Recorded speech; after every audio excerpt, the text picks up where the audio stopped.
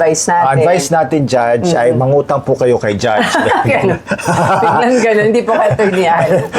Okay, hindi. Our advice is to apply o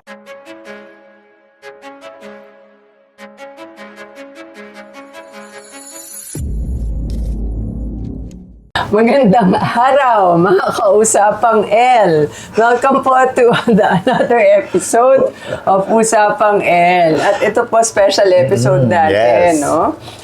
Ako po muli, si former Judge Jing Oyenco Nolasco. At syempre pa po, hindi po pwedeng mawala, lalo na ngayong Kapaskuhan. Wow. Oo, diba? para Santa Claus lang, hindi pwede mawala. Oo, kasi po siya po yung magpapapasko sa akin. Yan po, ang nag-iisang abogado ng bayan na si Attorney Aljum Rani. Yay! Hi, Judge Jing. And hello po sa lahat ng mga taga-pakinig at taga-panood sa atin ngayon. And welcome po sa Christmas episode ng Usapang L. Yes. So, itong episode na to ay special, hindi lamang dahil pag-uusapan natin ang life, love, at the law, pero related sa darating na Pasko. Actually, paglabas nitong ano na to, baka Pasko na, no? Oo. Oh, yeah. Oo, tama. Yes. So, Inaano kaya na nga natin. eksakto. Hindi yata advance. Advance ba siya? Oo, advance Merry Christmas sa inyong lahat. Yeah, pero kasi tayo mga Pilipino kasi we celebrate Christmas naman starting from the Burr months hanggang correct. January. Kaya okay diba? pa rin. Okay pa Ayun. rin, diba? Kaya hello po sa inyo and welcome to our Christmas episode. Yes, ang pamagat po ng ating Christmas episode ay Christmas Cheer, Lone Fear. So, usapang 5-6 ngayong Kapaskuhan. Correct. Ngayon. Pero kailangan i-pronounce natin siya the way Filipinos pronounce it. Ano, 5-6? 5-6, hindi 5-6. 5-6. 5-6. siguro nakaka-relate marami dito sa topic ng 5-6 na ito. Di ba dati, Judge, nagpa-5-6 ka dati sa barangay? Baka ikaw. Hindi ah. Okay, wala ako ipapautang. Diyos ko, Lord, kung meron lang. Hindi dahil, saan nagkapera ako, magpapa-5-6 ako, hindi. Ibig sabihin, kung may pera man, hindi magpapa-5-6. Correct. At hindi, what I meant was that, kung may pera lang talaga ako, hindi na ako mangungutang. Yun. At dahil hindi nga ako nangungutang, hindi rin ako magpapautang. Hindi lang po siya magpapautang kasi magbibigay na lang siya. Gano'n.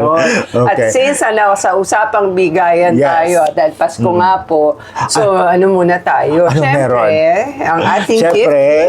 Ating gift-giving. Ayan. Merry Christmas. Ayan, diba? Palakihan So, kami po, ng lagayan ng gift. Yeah. Yes, ito sa'yo, para ito sa'yo. Okay, para sa'yo. Christmas. Yeah, this is for Ba't you. ako walang ayun, may tag.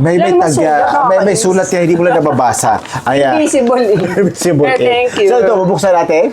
Buksan na ba? Buksan na lang natin. O sige. Ayan. Wow. So sige, mauna ako. Hindi, sabay naman Sabay na tayo. Makikita Sige. niyo naman po. 1, 2. Ayan. Sense. Okay. Real diffuser. Sige. So, para raw mabango. Sa Yes. susunod po na episode namin, gagamitin. gagamitin. Yun lang, hindi niyo po Hindi yung maamoy. Ayan. So, Thank pwede mo you. gamitin yan sa office mo. Ayan. Thank you so much. So, ano daw yan? Abutin na ilang buwan. Basta, siguro may instruction niya para binabaliktad siya. Ayan. talaga ba? That's from me. Yung isa naman galing kay Donnie. Thank you. So, ayun natin si Donnie dito. Alam parang hindi siya ready. Hindi siya ready. Hindi siya ready umarap. So, nasa behind the camera siya. Oo nga, ito kailangan. Ayan. Oo, diba? Paano sabi mo rin? At Ito saka- yung mga magagamit natin sa taping natin. Parang pag mag-aayos po kami, ito na po Hindi na problema yung saan tayo mag-make up, saan tayo mag-aayos, kaya. Correct. Para daw po yung lalagyan po, hindi na yung ano. Correct. Yung hindi nga ziplock. Yung mga recycled plastic na nasasara. Kaya Ganun may salamin po. yan, tsaka may ilaw yan. Umiilaw siya. Ayan. Ayan, diba? Thank you. Correct. Thank you, Attorney Allen. You're welcome. Merry Thank Christmas you. to you, Judge. Merry Okay, Christmas. sa akin Uy, naman. kakulay, oh. Makulay, di ba? Kasi this is the color of 2026, di ba?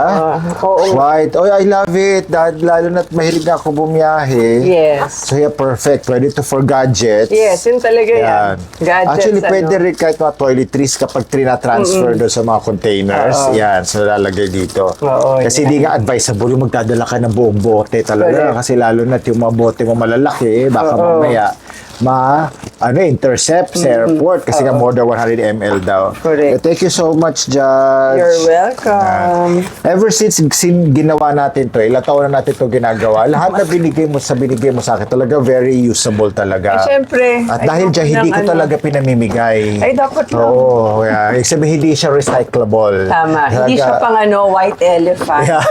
Bakit ano sabihin ng white elephant? Ay, hindi mo alam yun. Hindi, ano yun? White elephant, yun yung pagka sa Christmas party, aside from yung munito-munita, na magdadala ka ng pang white elephant. So, ito yung mga bagay na, niregalo sa'yo, hindi mo nagamit.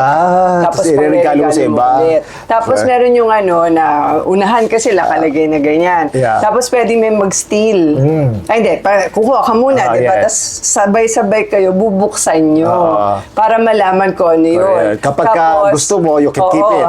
Oo. Pero pwede rin, ikaw nakita mo yung gift sa akin, ay nakuha ko. Sasabihin mo, steal. Steal, So, hanggang 3 So, steal. hindi, pagka nangyari yan, mag-friends pa rin ba sila? Oo naman. Pagkatapos? Sa office, okay naman. Parang kung minsan parang nakakasamaan na loob kasi yung steal. Diba, akin na to, bakit ito pa kinuha? Ganun. Pero masaya. Yeah, masaya, siya. correct. Yun. Basta mga kausapay, pagka meron ba kayo mga naisip na mga parlor games o mga fun activities this Christmas, kailangan walang pikunan. Yeah, diba? parang all in the spirit of correct, fun. At saka nga po, bigayan, no? Correct. Now, speaking of bigayan, ayun na, si-segue na tayo. Bakit nga ba ito ang topic natin? Kasi nga, di ba, Paskong Pasko, tapos pag-uusapan natin ay tungkol sa 5-6. Kasi nga po, sa totoo lang po, mga kausapang El, sa lahat ba ng holidays, alin ba yung may masakit or ano yung pinakamasakit sa bulsa natin? Ibig sabihin, holiday yung gumagastos tayo. Oo, gumagastos talaga tayo. At yun ay ang Kapaskuhan. Yes. No? Although sabi nga, ang paalala lagi, huwag natin kalilimutan kung sino ba talaga ang star of the Christmas season. Kaya lang, because yun na nga, na yung pagbibigay sa loved ones natin, sa mga kaopisina. So parang tradisyon na. Oo, naging tradisyon na. So kuminsan din, may pressure na rin na ganyan. So ano nangyayari? Kuminsan po, nag-off budget, tayo mga kausapang pero dapat nga po kung ano lang yung panggastos natin. Kung ano meron, yun lang. Kaya lang yun, kuminsan hindi maiwasan ng ngutang. At unfortunately po, doon pa may nagte-take advantage. Correct. Kasi alam na nangangailangan ka eh. Correct. So, doon po na naman yung 5-6. Although itong 5-6 kasi, talaga namang parang all throughout the year, basta naman kasi meron pangangailangan, matinding pangangailangan. Budget sila. Tapos hindi naman makalapit sa mga bangko. Doon pumapasok yan, doon sa 5-6 na na pangungutang. So ano nga ba? Ano nga ba ang ano nito, Attorney Al, yung ano ba yung 5-6? Correct. Magandang tanong yan, Judge. Ano ba itong 5-6? So, sisimulan natin sa basics. Ang 5-6 po ay isang informal na lending scheme. Ibig sabihin, hindi ito dinadaan sa bangko or sa mga financial institutions na regulated na ating gobyerno. Sa halip, ito ay informal. Kumbaga, person to person lang. Usually, nagpapautang, halimbawa, nagpapautang ng 500, tapos ang babayaran ay 600 pesos. Kaya tinatawag na 5-6 kasi 500 to 600. Ang interest agad doon ay 20%. Kadalasan ang bayad ay weekly o daily. Depende sa usapan. Correct. Nangongolekta daily. Yes, that's true. So yan po ang 5-6. At least sa simpleng sa simpleng konsepto niya, ganoon ang 5-6. Tama. Kaya hindi po ito dumadaan nga sa banking or registered institutions, no?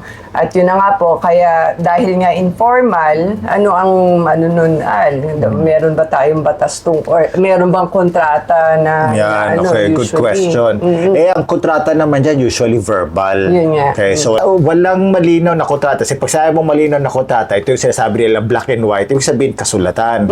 Pero kahit verbal agreement yan, utang pa rin yan. Yun nga. May obligasyon pa rin ang debtor na magbayad. At kahit mataas po interest, katulad na sabi ko kayo nasa 20%, which is really high, no? Kasi 20% ang ating legal interest is only 6%. Di ba? Pero legal pa rin po yan for as long as both parties mutually and voluntarily agreed to the law. Yun nga. Lalo na nga, yung anti-usury law dati, hindi na diba? So, para pa po ma-declare ang isang, yun na nga, yung agreement on interest na ma-declare siya unconscionable, ganyan, Kailangan- ma-strike down siya, kailangan pa yan, pa-file pa sa korte hanggang Yeah. ma-declare ng Correct. courts na excessive siya, no? Correct, Pero yes. in the regular course of things, hindi yan umaabot sa Hindi ganun. na, So correct. kung nag-agree kayo sa 20%, 20% na yan na dapat po bayaran. Correct. Pero Attorney Al, ito bang kasi ito, with respect to 5-6 loans and even ordinary loans, kasi ito yung kabarin ng mga tao, ng mga Yes. debtors. So kung makakausapang linawin lang natin to. Kasi ang usual misconception din Correct. is meron daw, makukulong daw ba? So, Correct. nandun yung fear. Yeah. Kasi nga, bawa, ayun na, nakakabayad ka nga ng ilang, for example, installment. Pero dahil nga sa laki ng interest, hindi na nabayaran. So, ang fear nila ngayon, may kulong ba or makukulong? Actually, hindi pala tanong nila, yeah. parang makukulong na yata ako. So, Ganun. at saka, on the other hand din, may mga nagpapautang din na may misconception na, sige, pag hindi ka nagbayad, ipapakulong kita. Yun nga. Yan. So, yun nga yung pananakot. So, Correct. ang fear is nasa debtor. Correct. So, anong datin doon? So, ang tanong ba is, meron bang nakukulong sa Oo, utang? oo. Ayan, okay. Ang simple sagot dyan ay wala po. Hindi po nakukulong ang mga hindi nakakabayad ng utang. Okay? Dahil sa ilalim ng ating saligang batas, specifically Article 3, Section 20 ng 1987 Constitution, no person shall be imprisoned for non-payment of a debt. Yes. Yan. So, at actually, ang karugtungan yun, or poll tax yata yan. Yan. O, bababa pa yan. Pero sa debt ang sa debt, natin. So, correct. wala po. So, very clear yan. Kahit po hindi mabayaran ng utang, ang general rule ay hindi po yan magre-result sa pagkakakulong ng taong nangutang or may Correct. pagkakautang. So, ibig sabihin, ang remedy lamang ng nagpauta o ng creditor ay civil case. Tama. Ang civil case po ay demanda no, na pinafile or sinasampa sa korte para singilin yung may utang. Pero hindi criminal case. Walang Tama. kulong po. Yun. Pero po, we have to qualify din. Yes. Kasi nga, yun nga, kung pure loan lang yan, wala pong pagkakakulong. Pero once po, bawa, nagkaroon ng panluloko, yan, fraud or panluloko, o kaya naman po ay nag-issue ng cheque, tapos ay biglang tumalbog, Yan. ayun. So po pwede nang magkaroon ng criminal case. At ano nga ang po pwede doon, Attorney Al? Doon sa unang halimbawa na binigay niyo, Judge, yung may panluloko, halimbawa, sabi na, ay may pambayad ako sa iyo, promise. Sa lagay ko ito, ako pinakamayaman sa aming purok. Kaya, marami ako ari-arian. Kaya, at marami ako natatanggap. Lahat may mga sinabi siya para maging kampante yung nagpapautang. O sige, magpapautang na lang ako kasi nga sinabi mo kaya mo palang magbayad. May panloloko yun. At tawag po doon ay estafa. Kasi nga merong deceit na tinatawag. Ngayon, doon naman sa pangalawang sitwasyon na binigay ni Judge, pag nag-issue ng cheque bilang guarantee or bilang parang advance payment supposedly, yung mga post-dated checks or ganyan, tapos tumalbog kasi walang laman or closed account na, that is a violation of the bouncing checks law or BP22. Oo. So, Yan. yun po. At pares may kulong yan, ha? Yung dalawa. Oo, pero actually pag BP22, Oh, meron yes. namang discretion ang judge. judge na parang lalo na nga kung mga nakita naman it arose from a loan transaction Correct. na instead of imprisonment po, fine na lang Fine na ng lang, double the correct. value of the face at double the face value of the check. Yun po Ayan. usually. Which you should be all too familiar kasi dati ka rin MTC judge. Yun nga. Kaya nga, diba? dami Oo. kong kasong ganun. Correct. Bakit kasi sa lugar ko saan ka nag-judge, ang dami nag-i-issue na cheque, tumatalbog doon. Palabasa may pure gold kasi doon. Ay, sorry. Di, iba naman yun. Sa theft cases, sa theft case. shoplifting. Shoplifting Mga naman ano yan. doon. Oh. So, yan po, no? Na off topic. No. Sa susunod po, magdi-discuss naman kami yan. Ayan, yung mga about, shoplifting. At saka yung pwede natin isabay dyan sa topic na shoplifting, yung napo-profile ka sa loob ng isang tindahan. Diba? Wala ka pa ginagawa, pero bibitangan ka ng nagnakaw ka na. Correct, Maganda topic yun. Okay. Yes. Pero sa ngayon, linawin lang po natin ulit, no? Simpleng-simple lang, non-payment of loan is equal to civil liability, not criminal, unless attended nga po nung may fraud or panluloko, kaya nag-issue ng non-cheque na later on ay tumalbo. Correct, tama. So, Judge, punta na tayo doon sa mga practical consequences. No? Okay, yes. Sige, so ano nga ba itong mga consequences? Kahit na walang kulong, okay, meron pa rin consequences yan. Correct. Ang gusto lang nating i-emphasize dito siguro is that wag naman sana natin abusuhin yung provision ng ating batas na hindi po nakukulong kapag hindi nakapagbayad ng utang. Kasi kung hindi man kulong, meron din pong mga legal consequences. Una, yung haharap ka sa isang civil case. Correct. Sino ba naman may gusto na may civil case, di ba? Hassle, gaya. At saka, pagka may civil case ka kasi, it could become a hindrance para makapag-utang ka rin. Yeah. Or, halimbawa, sa ibang mga transaction mo, as a business person, for example, meron kang planong magtayo ng business o pumasok sa isang negosyo, eh nalaman na may civil case ka, tapos patungkol pa sa utang. Ayan. So, makakasira yun sa inyong reputasyon. Pangalawa, pwede ka rin ma-stress sa harassment ng mga informal lenders at yung mga collection agencies, di ba? Tapos kung malaki ang interest, kung lumalaki ang utang at mahirap makaalis sa cycle. Correct. So, parang debt trap siya. Correct. No? So, parang ka natatrap sa pagkakautang. Yun ang mahirap. Correct. Kaya anong advice natin? Ang advice natin, Judge, ay mangutang po kayo kay Judge. Ganun. Biglang ganun. Hindi po kayo niyan. Okay, hindi. Our advice is to apply o mangutang po kayo sa mga formal institutions tulad ng bangko, cooperatives at microfinance. Kasi ang mga maayos. ito ay regulated po ng ating gobyerno. Oo. Kaya kung may regulation ng gobyerno, sigurado pong protektado po ang ating mga karapatan dito as buyers, ay as borrowers. Oo. Ayun. So ito po, yun nga, dahil nga sa Pasko, kaya nga ito yung naisip nating topic na baka po mas naano tayo dun sa hindi matempt no, or ma-constrain tayo mangutang, let's keep this in mind doon sa mga natutukso sa 5-6. Yung sinabi mo nga na doon na lang po tayo sa mas formal lending institutions, manghiram para po mas protected din po kayo. Correct. At yun na, pero sana mas maganda kung within the budget po kayo. True. Ayan. Alam nyo, meron tatawag na short-term joy kasi nakuha mo agad, di ba? Baka yung mga Actually, ito hindi nga yung one-day processing. Hindi na subject to one-day processing. Mabisa nga, ilalapit na sa iyo eh. Baka kailangan mo ng meron akong dito, 10,000, hiramin mo na. Ayan. Nun, So, di ba, short-term, ang bilis. Short-term joy, yung nga lang long-term burden. Correct. Yes, Kaya, doon. kung hindi mo kayang bayaran, baka mas lalo kang magka-problema. Kaya nga sana mas maganda within the budget na lang. Oo, no? correct. Lalo na nga po ngayong Kapaskuhan. Correct. Actually the gifts nga po need to be yun nga, simple na lang. Oo. Let's keep it within that. Yeah. Tapos meron naman pong iba ring forms of regalo, hindi naman laging kailangan ng correct. material gift. Oo. Yun Yes, lang. speaking of which, Judge, okay ka ba doon? Anyway, sige, let's not invalidate the practices for as long as masaya kayo and everyone agrees. Yung yung pagka merong mga siniset na minimum amount for the gifts.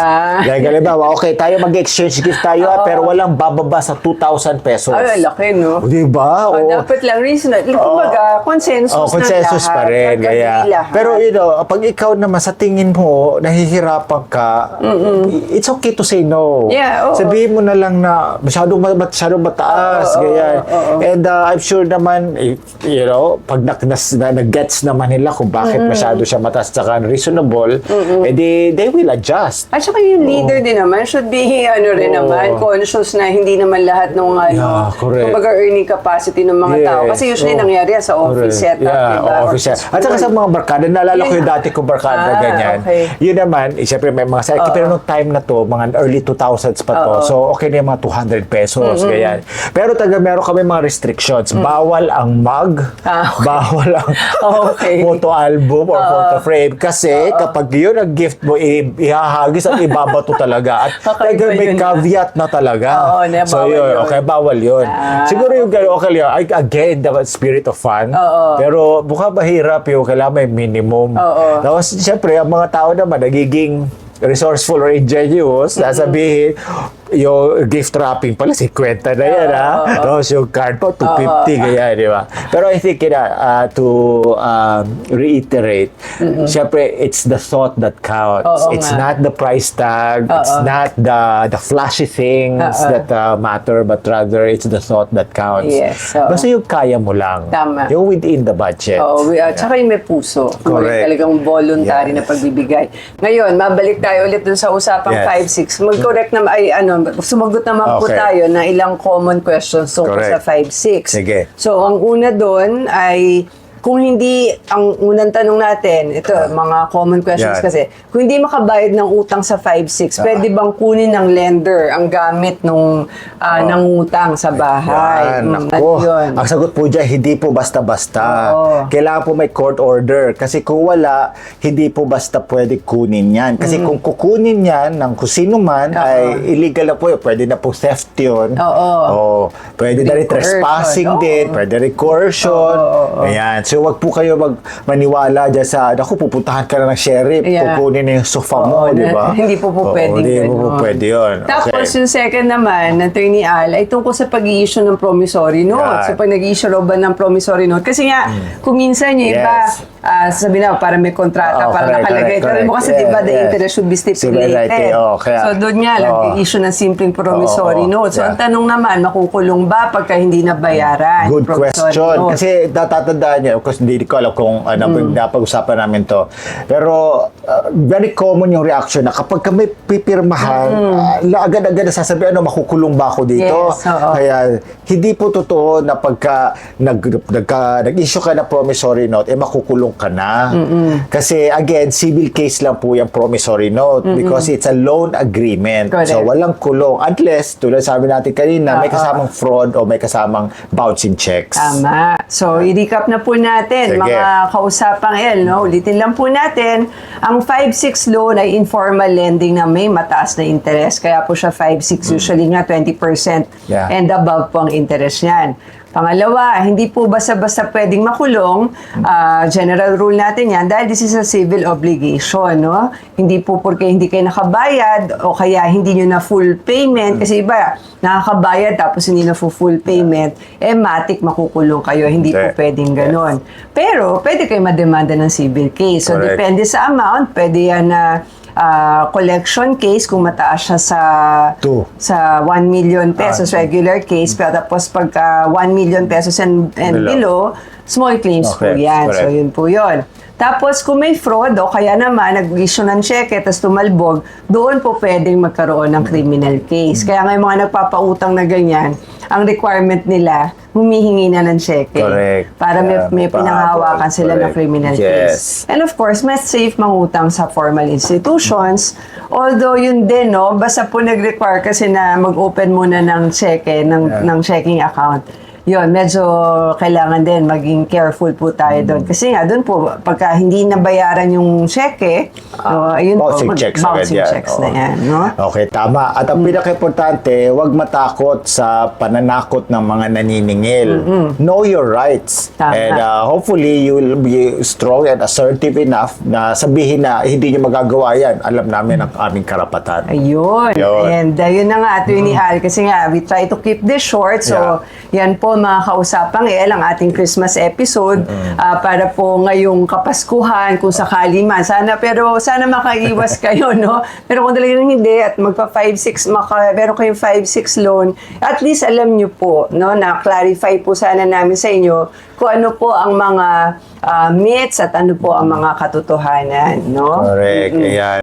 At least sabi natin na knowledge is power. Yes. So you have in your hands the power to say no. Ayan. Yeah. And also to say yes. Yes and no. Yan. Okay. Ayan. So speaking of Christmas, baka meron ka gusto batiin dyan before we say yes. goodbye to our viewers? Of course, Merry Sige. Christmas po sa inyo lahat, mga kausapang El. And of course, to my family, my children, no? Si Barry, si Gary, my parents, and the entire Nolasco Uyenko and Toral, not family.